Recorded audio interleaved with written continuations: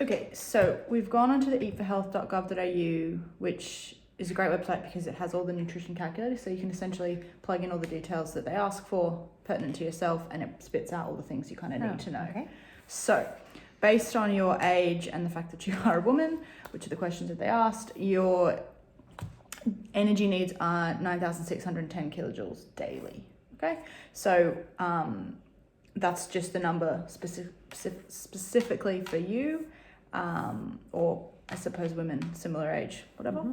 And then it also has a calculator that can sort of calculate how many serves of each group you need as well. So what we can do is we can look at what the calculator has said, compare it to what you've told me just now, and then we can look to perhaps find some solutions or help make some changes to achieve a weight loss goal. Okay. So, for example, daily servings of fruits and vegetables, 5 vegetables and 2 fruit. So we spoke about having vegetables for dinner, and you said about 2 to 3 serves, and the calculator, the daily serves recommended for you is 5. Okay, so I think the easiest way to do that is because you had all of your vegetables at dinner, maybe there's a better way of splitting it up per 3 meals. So, you know, if you are having eggs, maybe it's possibly something like a vegetable omelette. So you can change what you're already having and just add a few veggies in it, or include them at lunch. So I think instead of just withholding them or saving them for dinner, if you spread them out, you're more likely to eat every meal, and that way you kind of tick those boxes, because, you know, 5 serves, you could split 3 into 2 meals and then you're done. Okay. Similarly with the lean meat, actually we'll just jump to there. Daily recommended serves is 2, you have about 2 to 3, so you're okay there. And again, if we just have lean meat for every meal, then you know you're going to tick that box. Salmon sushi you mentioned for lunch, so there is lean meat there, depends on I guess how much you're having, but something like a brown rice sushi roll, so a whole grain, would be better than white rice. And that also helps in our grain daily serves. The calculator recommends 4, we had about 1 to 2. So as I said, selecting a sushi roll with whole grains as opposed to white rice, that might be a better choice, and that way you can tick your boxes and get another one. So that works there. I do eat a lot of salad as well, so I'm not too sure what category that fits into. Yeah, well, I suppose that is sort of fruit and veg in a way. But yeah, I think this is just a really good way to kind of not necessarily poke holes, but just kind of see where you're at, and then of what you're doing already, how you can adapt or make changes. And some of the things you're doing are great already. Eating regularly, great.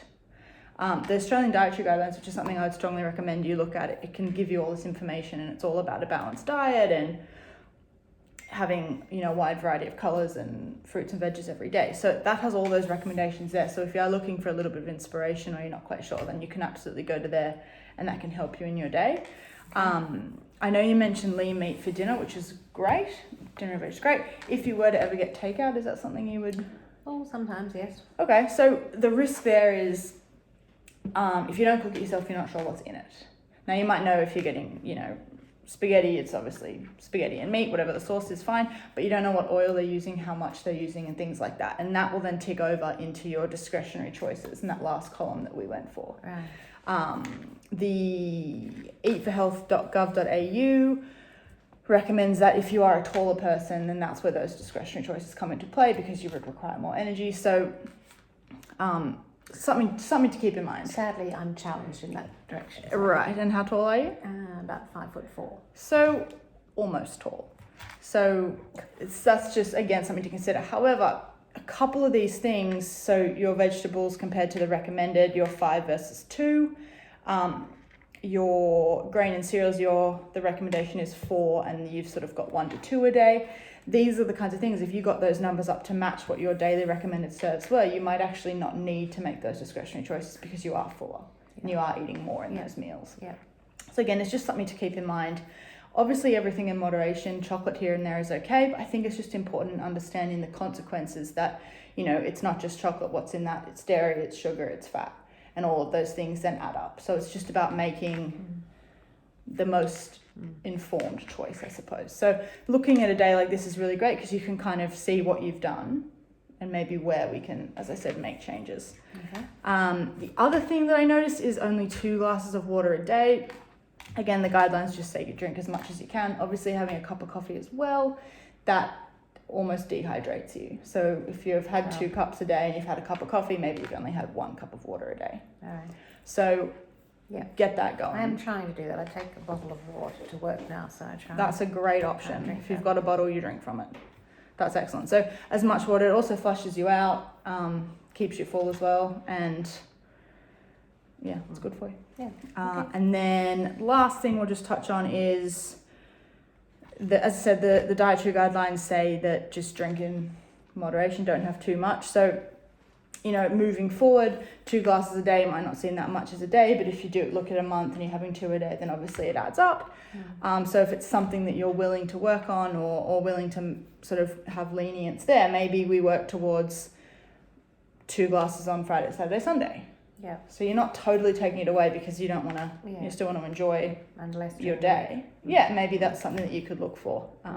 So there's a couple of things that you could put in place. Yeah. You do have a good foundation. You're eating 3 meals and you're trying to make good choices.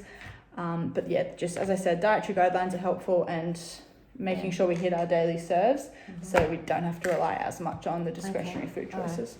Does that all make sense? Yes, it does. I mean, I think sadly COVID, put a kibosh on a lot of things last year. We Yes. all started to eat more and drink more, and Yes. we shouldn't have done that. And I think I was before the last year, I was doing a whole lot better, and I had kept my weight down, and I was doing a lot of exercising. So I think I've done less exercise, and we've eaten and drunken more. Right.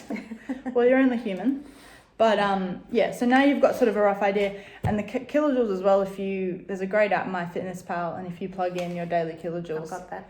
yeah, then now that you know that this is what you need, then it's, okay. as I said, it's mostly about education. If you know that you upload what you're eating, it can tell you exactly the breakdown of what you're eating and how much kilojoules or calories it is, and then you have a better understanding of what actually goes into what you're eating. Okay. And maybe that's a good way to track or to keep an eye on that number if that's something important to you.